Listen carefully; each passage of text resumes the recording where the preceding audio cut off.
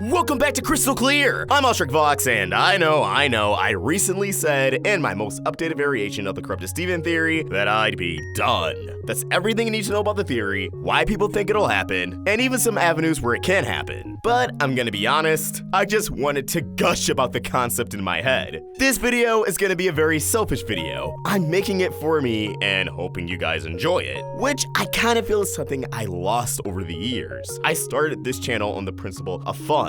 I want to talk about my ideas, my vision, my hopes for the future pertaining to a show. But along the way, as the channel grew, and the more I desired to increase the quality of a video, believe it or not, I felt as if I had to limit myself of what I could talk about. What topic's interesting, but I won't be driven to the brink of insanity for putting out into the world. Blah blah blah blah blah, no time for a pity party. I won't say that this theory isn't repetitive of a few videos I've done prior, because it's kind of a culmination of them all. When it comes to the Corrupted Steven theory, a lot of people want to know the how. How can our sweet cinnamon roll turn into a giant corrupted monster? Because as far as we're concerned, corruption is either caused by 3 of the diamonds, or by fusing with a corrupted gem. There could be other routes. Corruption wasn't even the diamond's intention, but as far as we're concerned, those are the only 2 ways. And I personally feel like I have a logically sound scenario that also aligns with the narrative of future, and would not be out of character for those involved. And before I dig into this scenario, there's no secret on this channel that I'm fond of Jasper, that she's one of my favorite characters, and that I've always wanted her to play a bigger role in the story, just as she did in season 3. I've had a lot of naysayers throughout the years, but the first episode of Future was about Jasper, and it was on an open-ended note where she could play a larger role again. And I mean, come on! Since the production of Future began, the Crewniverse began posting a lot more Jasper. Joe Johnston made a joke doodle of how the fans want a Jasper redemption arc, which he uploaded to the internet of summer of 2018. Now that we know the storyboards began on Future in August of 2018, the timing of this doodle tells me that it most definitely sprouted from when they were planning the story of Future. Joe Johnston is now an executive producer on the show. He would have been there at the story meetings, he would have made story suggestions and pitches.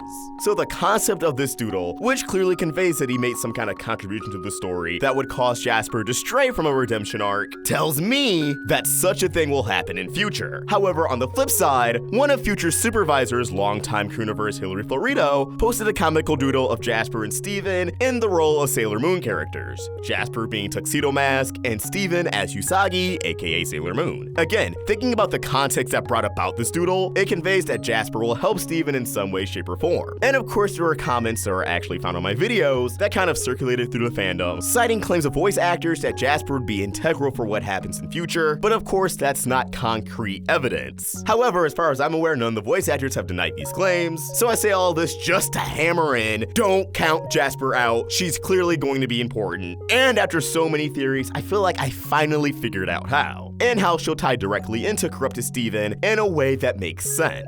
So here it is, my ultimate Jasper and Steven theory. I'm just going to start explaining from beginning to end. Let's do this. Spoiler warning, just in case any of this ends up being right, here we go. Steven feels very isolated from everyone in his life right now. From the gems, from his human friends, and going off that pattern, he'll likely even end up feeling isolated from the diamonds. Why is he feeling isolated? Because everyone has something going on in their lives except Steven. And as conveyed in Prickly Pear, even when he tries to find something new, it won't stick. Steven can't find anything that will lead to an eventual end, and it's very hard for him to convey his feelings. He has a lot going on. Everyone's moving on with their life, but he's stuck. And I think a large reason for that is because he's having his own difficulty finding closure. Think of everything he's been through, especially pertaining to his mother. He probably has so many questions he can never get answers to because he'll never have the chance to talk to Pink, to talk to Rose Quartz. Everyone seems to have made peace with it, at least to the best of their abilities, but Steven. The gems are running the school, the cool kids are doing their own thing, Lars is back in space, Sadie is developing her new relationship and music career with Shep, the Diamonds have Spinel, and who knows what they've gotten into since we've last seen them, Connie's preparing for college. Everyone has direction but Steven. For one reason or another, this will drive him away from the gems. A wedge in the family dynamic has already been illustrated in Prickly Pear. He won't talk to them. But again, off the basis that everyone has something going on but Steven, And of course it feels that people are gonna have a hard time understanding him. Of course it's gonna be difficult to open up. So it's only natural he'll go to Jasper, not just because little homeschool left the door open for more, but as I said in the past, she lost her purpose as well. She also has unresolved feelings about Pink Diamond. She also has answers that she'll never get. And just like Steven, as he saw with his own eyes, she has nothing going on. And she already sized up Steven and his issues. They're both the closest thing they have for each other right now. But Jasper keeps pushing Steven away. How will she open up to him? Well, I can see when Steven does visit Jasper again. Because of the lack of an emotional connection on a surface level, Steven would probably figure that Jasper is the best person to dump all of his feelings to. But knowing Jasper, hearing about Steven's problems will only piss her off. Not just because she'll recognize that little piece of her in Steven, but because she'll likely feel that Steven is in a much higher position than her. He has a support system, friends and family. What does Jasper have? Herself. She has to watch her own back. And I believe Steven's venting session will quickly spiral into another battle of Jasper. And just like before, Jasper will get a rush. She'll be happy. She'll feel something. Although she hates Steven's whining, she can't get enough of fighting him. Jasper communicates through fighting. And although she is able to keep to herself, we saw that once she gets a taste of something she wants more of, she'll easily crumble. And when she's defeated, not only is she always left vulnerable, but she's always left to impulsive decisions. So imagine they're fighting, Jasper's getting a thrill, Steven's letting out all of his pent-up emotions through fighting, which probably isn't a healthy approach, unless you know he's taking karate classes or MMA, but he's not, he's fighting Jasper. But once Steven lets his steam out, Jasper will break, crumbling to her knees. Maybe not that dramatic, but the point is, Jasper will finally open up to Steven and spill her own guts out, similar to her encounter with Lapis in Alone at Sea, telling Steven they get each other. They're both the only ones that can understand one another, how it feels to be aimless, how it feels to be isolated from everyone else, as if she can't connect with everyone else. All the gems on Homeworld were moving forward as well. They're both the only ones being left in the dust despite being regarded as heroes in their own respective ways. Both hurt and screwed over by Pink Diamond. But we know Jasper. We know what she does when she doesn't want to feel alone. When she feels as if she wants a connection with someone, she offers fusion.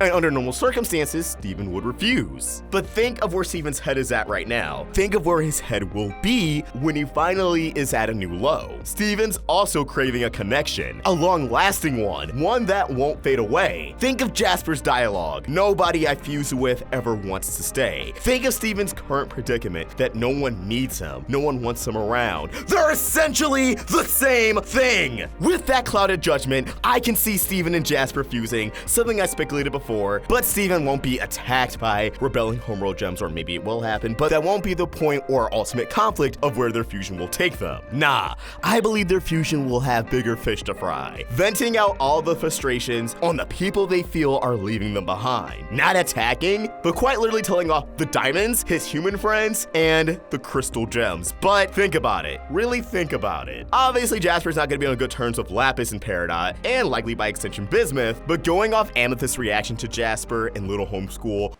Man, her. And comparing that to the end of Change Your Mind where Amethyst consoled Jasper, something clearly happened. So when the crystal gems get a hold of this fusion, clear as day seeing both of Jasper and Steven's gemstones, likely seeing Steven's clothing if it remains intact. They're gonna be mortified at the sight of this fusion because they know Jasper is toxic. Even if she's misunderstood, her actions aren't justified. And they'll call for this fusion to cease. But of course their fusion won't want to. And this is where tensions escalate. Steven telling off the gems about his issues with them. Obviously, with everything Steven's going through, he has a very negative perception, which again was conveyed in Prickly Pear, will escalate into actual physical conflict. The gems aren't gonna wanna fight this fusion because it's Steven, but at the same time, it's Jasper. I'm sure everyone would wanna get in a little bit of collaborating time with her, but if the fusion actually attacks them because of Jasper's influence, they're gonna have no choice but to defend themselves. Obviously, this fusion would be undone, and this would be a good time for me to mention that the corrupted gems aren't fully healed, and in fact, the crew even went on record stating in the podcast that the corrupted gems will likely need a few more diamond baths in order to fully restore to their original state. They may be uncorrupted in the sense that they're functional, but that's just it. They're healed to the point of functionality, that they would have their memories and sense of self. But the issue of corruption would still remain. I.e., I feel as if it's still very likely that Steven can be infected by the remnants of Jasper's corruption. And although I think Jasper would still maintain corruption herself, just imagine how bone-chilling it would be for this fusion to become undone undone, and the first character we see come undone from that fusion is Jasper, lacking any horns, reverted back to her original state, which, considering Steven is a healer, who knows? That could be conceivable, but I do like that all these heal gems still have scars, so I hope the horns stay. Plus, she just looks more badass with them. Anywho, Steven, on the other hand, man, oh man, he would not be doing hot after this corruption. Obviously, the gems are gonna want to talk to him. They're gonna put him immediately on the spot. Why did you fuse with Jasper? Why did you say all those awful things? What's going on?